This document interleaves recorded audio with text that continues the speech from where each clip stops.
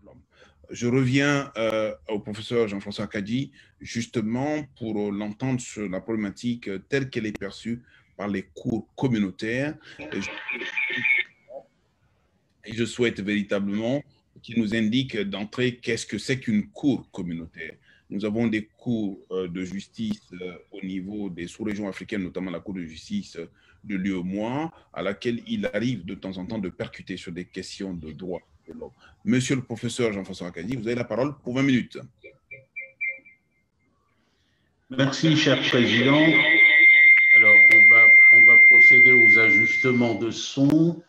Tout le monde peut couper le micro et éventuellement les vidéos. Voilà. J'ajouterai, mais nous avons un participant à qui j'avais envoyé un message à cet égard, mais peut-être qu'il n'a pas compris. OK, c'est fait. Alors, merci beaucoup, Président. Je me réjouis immensément d'être ici aujourd'hui, à côté de collègues et d'amis, de frères, avec qui nous avons des discussions passionnantes et où nous nous apprécions mutuellement. Et surtout, je me réjouis d'intervenir après un membre de la Cour, de l'éminente Cour africaine, et pour répondre immédiatement à la question que me pose le Président, celle de savoir ce que c'est qu'une Cour régionale. J'aurais tendance à dire que, a priori, après avoir écouté cette présentation magistrale, qui est celle du travail de l'institution de référence en matière de protection des droits de l'homme, le premier réflexe serait de dire il n'y a pas d'objet pour mon exposé. Parce que, précisément, il n'y a pas de cour régionale de protection des droits de l'homme et dont la mission essentielle est d'être dédiée à la protection des droits de l'homme. Nous avons un schéma en Afrique qui est à peu près le schéma qui se reflète partout ailleurs. En Europe, il y a une institution de référence, une juridiction de référence qui est la Cour européenne des droits de l'homme. Pour le continent américain, nous avons la Cour interaméricaine des droits de l'homme. Et pour notre continent, nous avons notre Cour africaine des droits de l'homme et des peuples. Et par conséquent, on pourrait bien sûr souhaiter, mais ça c'est une autre question et peut-être que j'y répondrai si des questions sont posées, on pourrait probablement souhaiter qu'il y ait des juridictions régionales de protection des droits de l'homme en Afrique, que l'Afrique innove de ce point de vue-là, c'est-à-dire qu'elle crée une sorte de une juridiction à 2 degrés de juridiction, dont le premier degré serait installé dans les régions. Pourquoi pas? C'est une suggestion, c'est une possibilité, mais pour l'instant, cette possibilité n'existe pas. Cette possibilité n'existe pas, et d'ailleurs, je crois que pour pouvoir la faire exister, si tant est qu'elle existe un jour, il faut quand même prendre le temps de la réflexion, parce que ce n'est pas une petite affaire. Ceci aurait des incidences considérables sur le fonctionnement même de la juridiction. Il faut prendre le temps de la réflexion, et il faut prendre le temps aussi de stabiliser la juridiction qu'est la Cour africaine des droits de l'homme et des peuples aujourd'hui. Il est question dans les temps qui sont les nôtres et dans les temps qui vont venir d'une fusion entre cette Cour et la Cour de justice de l'Union africaine. Et donc, ce sont là de vastes chantiers. N'anticipons pas, mais je voulais répondre par la provocation à la question qui m'a été posée, c'est que, a priori, il n'y a rien à dire, parce qu'il n'y a pas de Cour africaine de protection des droits de l'homme installée dans les différentes sous-régions. Mais s'il n'y a pas de cours de cette nature, cela ne veut pas dire qu'il n'y ait pas la garantie juridictionnelle des droits de l'homme par d'autres juridictions. Et donc, pas de cours régional des droits de l'homme, mais il y a bel et bien une garantie régionale de protection des droits de l'homme dans les différentes régions. Et cette garantie-là existe de manière plutôt paradoxale, par ce que j'appellerais une forme d'acclimatation ou de conversion de système de justice existant au niveau régional à la cause des droits de l'homme ou à la cause de la défense des droits de l'homme. Autrement dit, acclimatation parce que ce sont des institutions juridictionnelles qui n'y étaient pas destinées au départ, mais qui finalement sont venues sur ce terrain. C'est la raison pour laquelle je parle de ce paradoxe, cette acclimatation ou conversion paradoxale. Et puis, ce sera d'ailleurs le premier temps de la présentation brève que je vais faire. Et dans un deuxième temps, je vous entretiendrai sur le fait que non seulement cette garantie juridictionnelle existe aujourd'hui, mais il me semble qu'elle a vocation même à se développer, elle est appelée à se développer. Nous verrons tout à l'heure les enjeux de développement de cette forme de juridiction des droits de l'homme en Afrique. D'abord, premier temps, voyons d'abord la question de l'acclimatation ou de la conversion, comment la conversion s'est faite. D'abord, pour pouvoir bien fixer les choses dans l'esprit de nos auditeurs, il faut commencer par rappeler que les juridictions dont il est question ici ne sont pas des juridictions de droits de l'homme. La deuxième fois que je le dis. On passe en réalité, pour résumer le processus, d'une régulation exclusivement économique, régulation juridictionnelle à caractère exclusivement économique, à la garantie des droits de l'homme qui se rajoute à cette régulation économique. Parce que, en effet, nous le savons, les cadres qui sont en vue ici, ce sont d'abord les cadres sous-régionaux d'intégration économique que nous connaissons très bien, qui foisonnent en Afrique, qui sont même prolifiques en Afrique, et qui couvrent toutes les sous-régions de l'Afrique. En Afrique centrale, nous connaissons la CEAC et la CEMAC. Pour l'Afrique de l'Ouest, la CEDEAO et l'UEMOA. Pour l'Afrique de l'Est, on ne citera que le COMESA, c'est-à-dire la Communauté des États d'Afrique de l'Est. Pour l'Afrique australe, il y a la Communauté des États d'Afrique australe, SADC, SADC.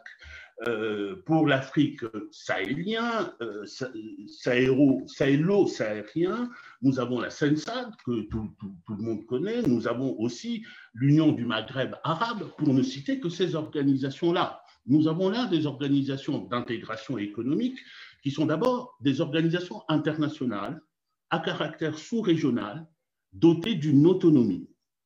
Elles sont dotées d'une autonomie et à ce titre, elles disposent d'ordre juridique, en tout cas elles se structurent en ordre juridique spécifique. Ce sont des ordres juridiques propres, si l'on veut reprendre la formule qui avait été posée en 1964 par la Cour de justice de l'Union européenne et qui est reprise par toutes ces juridictions-là. Ce sont des ordres juridiques propres par rapport aux ordres juridiques nationaux et à l'ordre juridique international, et qui sont servis par des institutions, qui sont des institutions propres également, dont les juridictions dont nous sommes en train de parler, les cours dont nous sommes en train de parler, font partie. Surtout, nous avons là des organisations d'intégration économique qui sont dédiées d'abord à la réalisation de marchés, d'espaces économiques conçus comme des marchés à unifier, à homogénéiser ou graduellement à unifier, notamment à travers des leviers que il n'est pas question de détailler ici, unifiés en abaissant les différentes barrières aux échanges entre les États, donc en garantissant la libre circulation dans différents domaines, libre circulation des marchandises, abaissement des droits de douane, suppression des droits de douane, libre circulation des personnes, libre circulation des capitaux, libre circulation des services. C'est cela, en fait, l'enjeu premier de ces organisations-là. Et cet enjeu-là doit être servi, ces objectifs doivent être servis par le droit. La problématique est celle de la réalisation d'une intégration par le droit, et c'est la raison pour laquelle, sans aller jusqu'à la conformation de ces droits uniformes pour certains, droits harmonisés pour d'autres, ce sont des concepts qu'il importe peu de préciser ici, mais en tous les cas, le fait qu'on ait fait le choix d'aller à l'intégration par le droit place le juge et les cours dans une position tout à fait particulière et dans une position éminente, d'où l'intérêt de s'intéresser à ces cours. Et ces cours, tels que je viens de le présenter dans ce contexte-là, sont d'abord les gardiennes d'une rationalité juridique économique. C'est d'abord des juridictions du droit économique, et donc au départ c'était exclusivement des juridictions dédiées à garantir le respect des règles communautaires en matière économique essentiellement, au moins au départ, je disais, parce que précisément chemin faisant, certaines de ces cours ont vu leurs compétences élargies à la protection des droits de l'homme. Et c'est là que cela devient intéressant. Et d'ailleurs, je dois indiquer immédiatement que c'est une expérience qui n'est pas proprement africaine. On a vu la Cour de justice de l'Union européenne y arriver un peu avant les juridictions africaines, mais la manière dont elle se déploie, dont elle se développe en Afrique, en fait une particularité africaine tout à fait remarquable. Aujourd'hui, il y a 3 expériences de ce point de vue, 3 juridictions qui convient de signaler. La Cour de justice de la CEDEAO, nous avons également la Cour de justice de la Communauté de l'Afrique de l'Est, et nous avons le tribunal de la communauté des États d'Afrique australe, dont le dessin est un peu particulier, nous y reviendrons tout à l'heure. Quand on parle de cours dans la perspective des droits de l'homme que nous envisageons, il s'agit essentiellement de ces juridictions-là, juridiction de la CEDEAO, juridiction de la COMESA, juridiction de la communauté des États d'Afrique australe. Et voyons un peu comment on en est arrivé. On a opéré cette bascule, on a opéré cette transition vers les droits de l'homme. S'agissant de la Cour de justice de la CEDEAO, comme vous le savez, qui est basée à Abuja, il faut rappeler ici que la CEDEAO a été créée par un traité en 1993, traité révisé d'ailleurs qui régit la Cour aujourd'hui. La Cour elle-même a été prévue par les traités, mais elle est devenue opérationnelle en 2000. Et surtout, il faut insister sur cet instrument-là, c'est par un protocole additionnel que les droits de l'homme vont entrer dans la compétence de la Cour.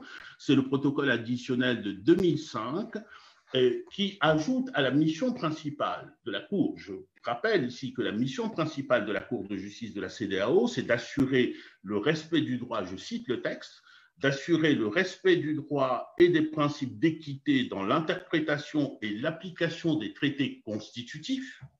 Voilà la mission de la Cour initiale de la Cour de justice de la CEDEAO, mission initiale et mission exclusive initialement, à laquelle va s'ajouter avec le protocole additionnel de 2005 une compétence nouvelle qui est formulée de la manière suivante. La Cour est compétente pour connaître des cas des droits de l'homme dans tout État membre. Point. Je répète, la Cour est compétente pour connaître des cas des droits de l'homme dans tout État membre. Ceci est suffisamment remarquable, j'y reviendrai tout à l'heure très brièvement pour dire que cette formulation-là a permis de donner une amplitude particulière à la jurisprudence de la Cour de justice de la CEDEAO. Deuxième cour, la Cour de justice de la Communauté d'Afrique de l'Est, qui réunit le Burundi, le Rwanda, le Kenya, la Tanzanie et l'Ouganda. Ici, la situation est un peu plus particulière. Nous avons une organisation qui est créée en 1999, une cour de justice qui était prévue par le traité originel, qui ensuite a été inaugurée en 2001 et a connu sa première affaire en 2005.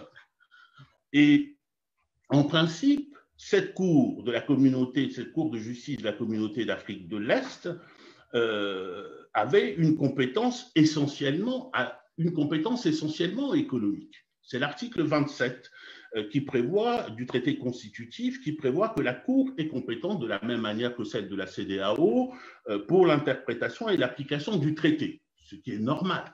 Et nous savons, le premier réflexe, c'est de dire que ce traité étant un traité d'intégration économique, c'est une Cour qui a une rationalité essentiellement économique.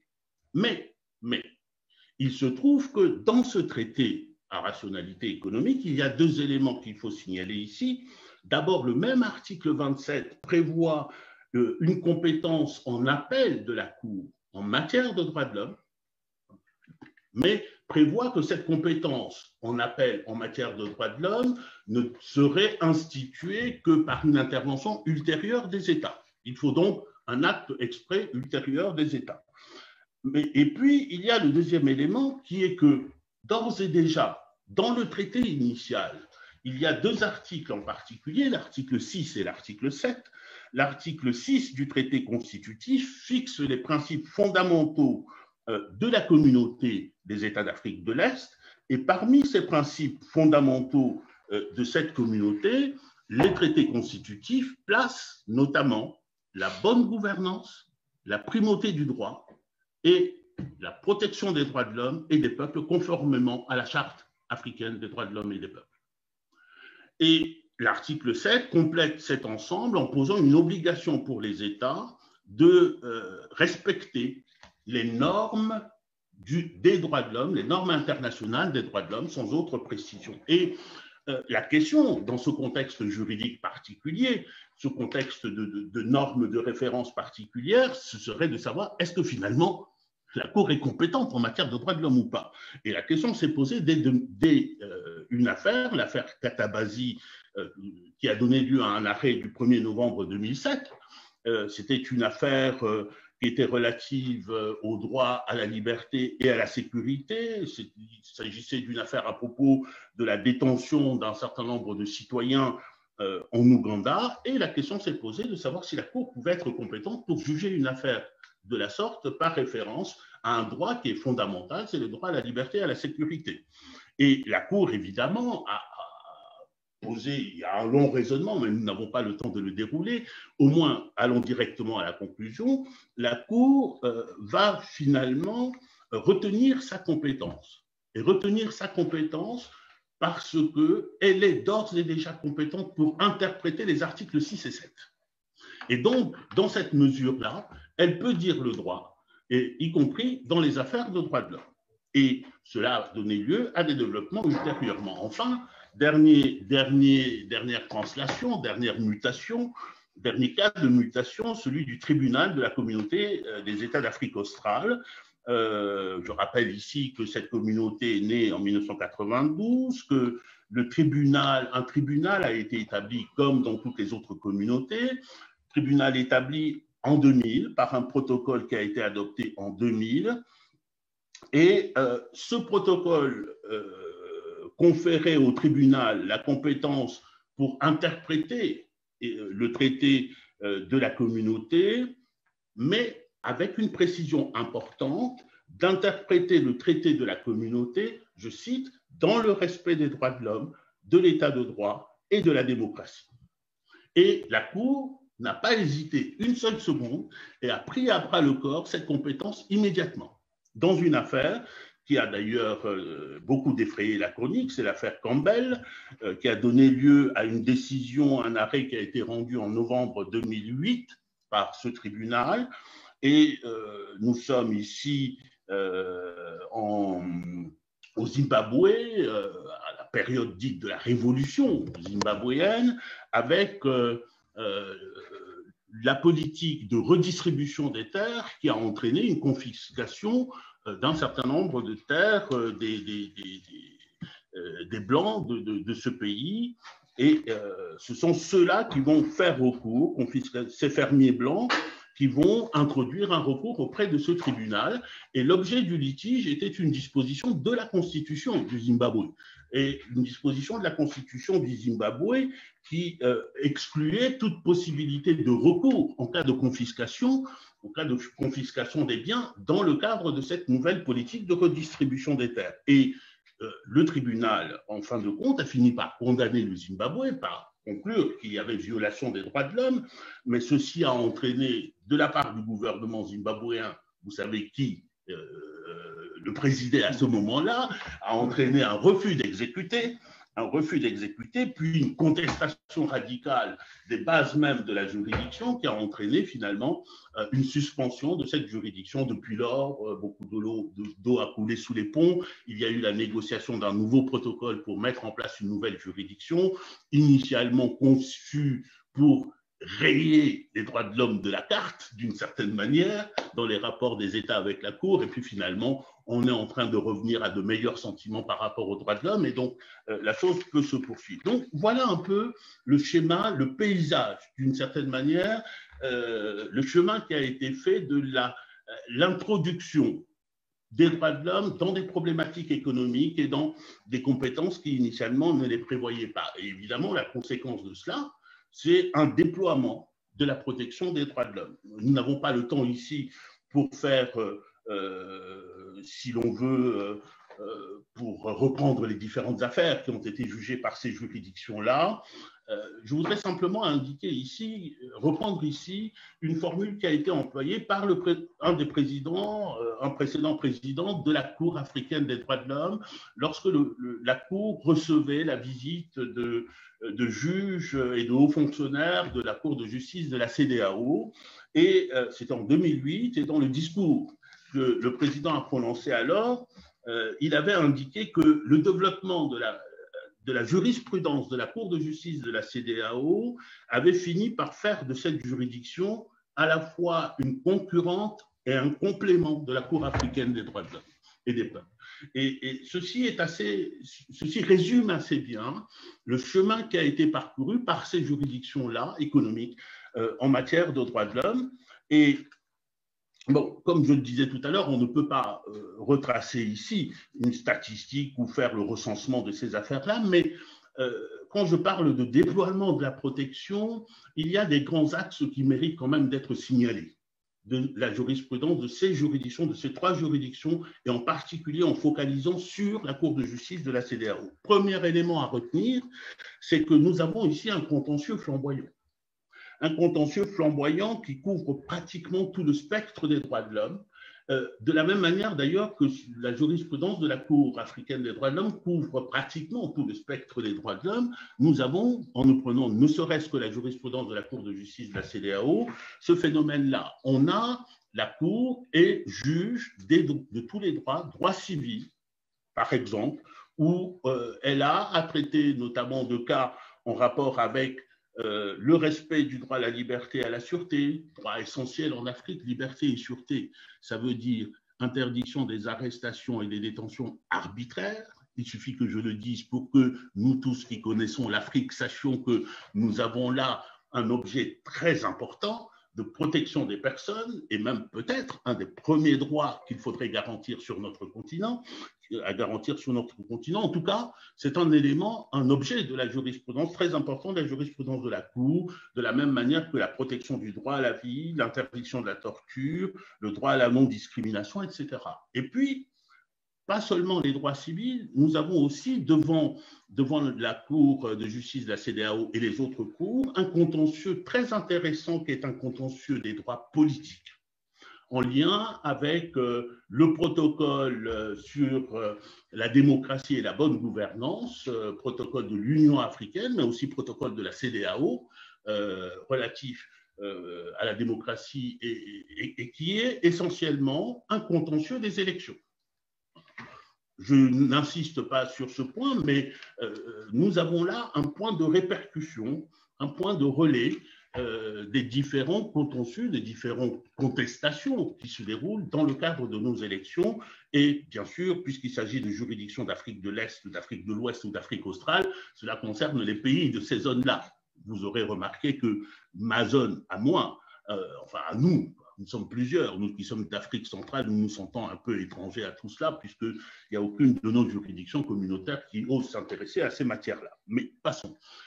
Donc, premier élément, premier trait caractéristique, c'est que c'est un contentieux flamboyant. Deuxième trait caractéristique, c'est que je dirais que c'est un contentieux élargi, en ce sens qu'en ne prenant que le cas de la Cour de justice de la CEDEAO, la Cour de justice de la CEDEAO se présente à la fois comme juridiction d'application des textes de la CEDEAO, dont le protocole que j'évoquais tout à l'heure sur la démocratie et la bonne gouvernance, le juge également de la Charte africaine des droits de l'homme et des peuples et de tous les autres instruments de l'Union africaine qui forment le système des droits de l'homme de l'Union africaine, mais aussi le juge d'application des traités internationaux qui lient les États considérés, dont le Pacte international des droits de l'homme, des droits civils et politiques notamment.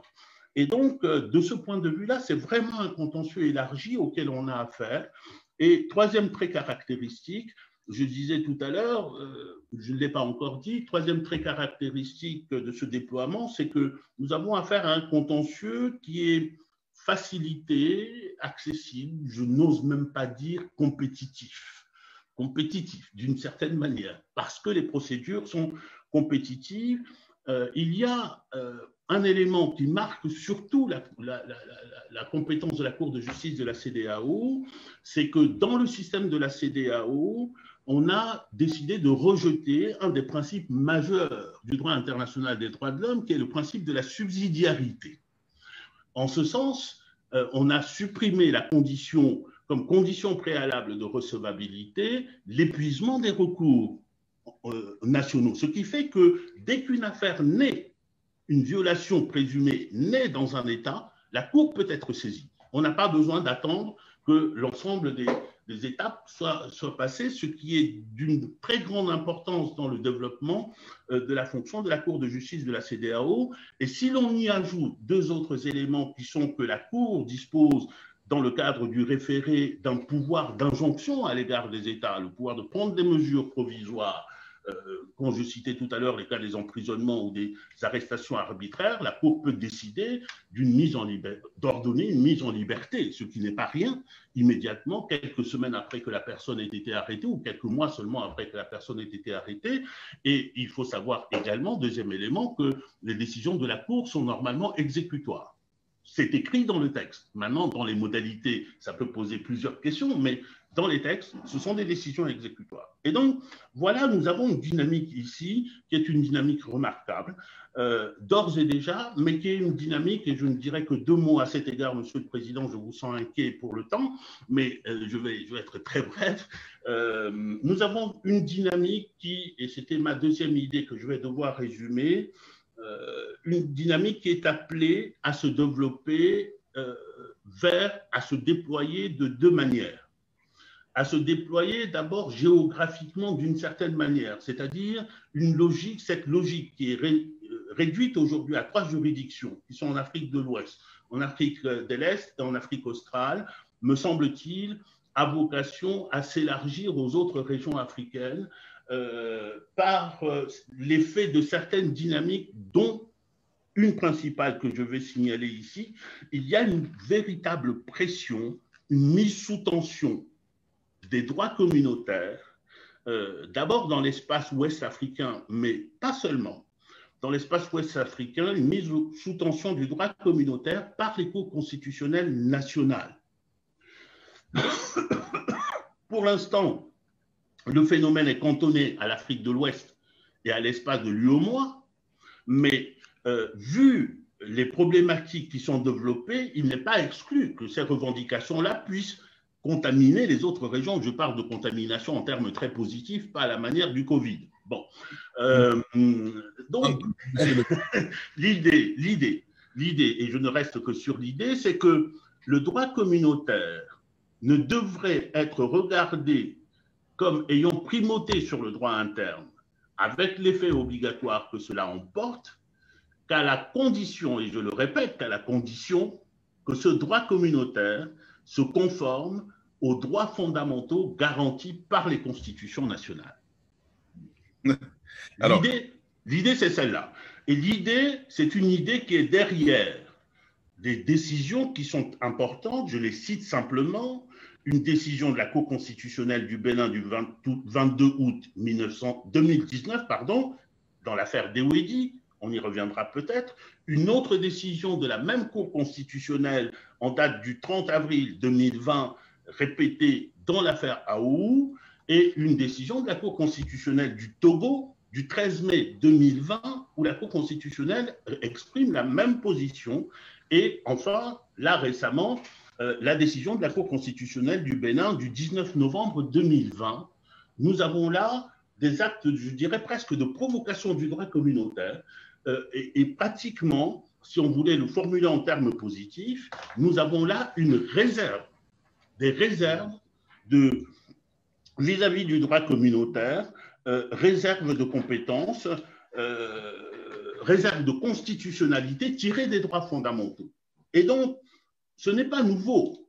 C'est un processus qu'on a déjà connu au sein de l'Union européenne, avec ce qu'on a appelé à l'époque les affaires Solange, c'est-à-dire les réserves posées par la Cour constitutionnelle allemande à l'égard de la primauté du droit de l'Union européenne. On les a connus. Le résultat, quel est-il? Ce résultat, c'est que la Cour a fini par s'instituer juge des droits de l'homme pour faire lever la résistance. Donc, voilà le premier élément que je voulais évoquer, c'est-à-dire, avec cet élément-là, on peut discuter de savoir s'il n'y a pas une perspective, je dirais, de généralisation de la compétence en matière de droits de l'homme. Voilà. Ça, nous l'avons connu en France. Et je termine par là, Monsieur le Président, je termine juste par là. Le deuxième effet, un peu kiss cool, comme on dit, le deuxième effet kiss cool serait peut-être un effet d'approfondissement de la protection. Parce que dans tout ce que j'ai évoqué tout à l'heure en première partie, nous sommes hors champ du droit communautaire.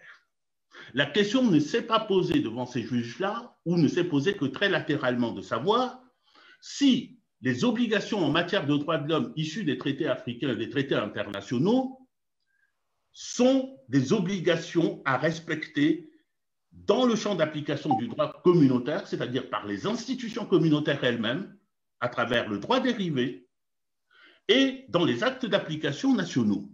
Or, précisément, les contestations que j'ai évoquées tout à l'heure de la jurisprudence constitutionnelle placent le débat sur ce terrain, c'est-à-dire une obligation désormais pour le droit communautaire de se conformer aux droits de l'homme, et c'est peut-être l'une des pistes de développement futur, mais je sens que plus je m'éloigne, plus j'épuise mon temps, mais peut-être j'épuise aussi, je dirais, la capacité de notre président à la patience. Donc, je suis obligé de me taire. Je vous remercie et nous reviendrons ensemble peut-être s'il y a des questions qui se posent.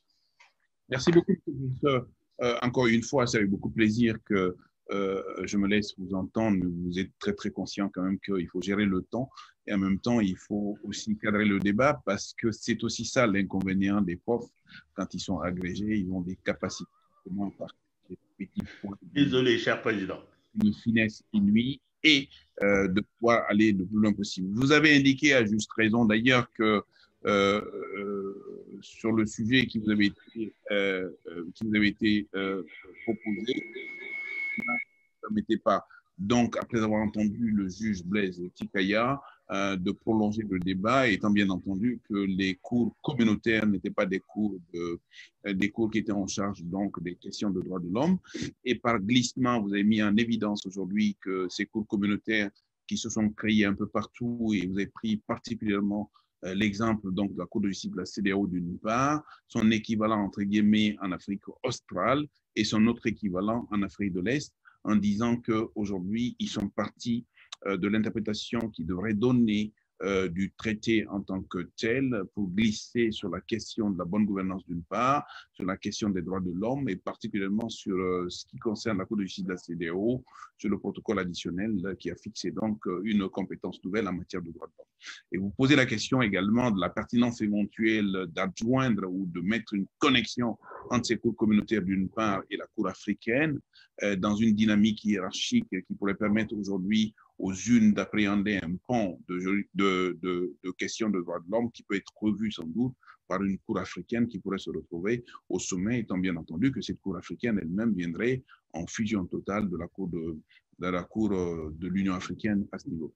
Et troisièmement, vous avez mis en évidence justement les problématiques que cela peut laisser transparaître. D'abord, sur la question stricto sensu de l'interprétation des droits de l'homme, et deuxièmement, sur justement ce télescopage qu'il peut y avoir avec d'autres instances, notamment nationales, les cours constitutionnels qui peuvent se retrouver, comme c'est le cas du Bénin, justement interpréter ou appréhender les questions de droits de l'homme. Et vous avez mis en évidence également cette problématique au travers donc du dispositif constitutionnel et la possibilité pour une cour communautaire, d'une part, de ne pouvoir déroger, de ne pouvoir assurer sa primauté par le biais donc de la primauté du droit communautaire sur les droits nationaux que lorsque ces droits communautaires peuvent éventuellement préserver d'une part, prendre en compte d'autre part les questions qui sont évoquées au plan constitutionnel. Et vous avez évoqué justement ces télescopages qu'il y a entre les cours constitutionnelles du Bénin d'une part, celle du Togo d'autre part, avec la Cour de justice de l'UEMOA, et tous les deux, nous connaissons un peu ces sujets pour les avoir évoqués par la suite. Il y a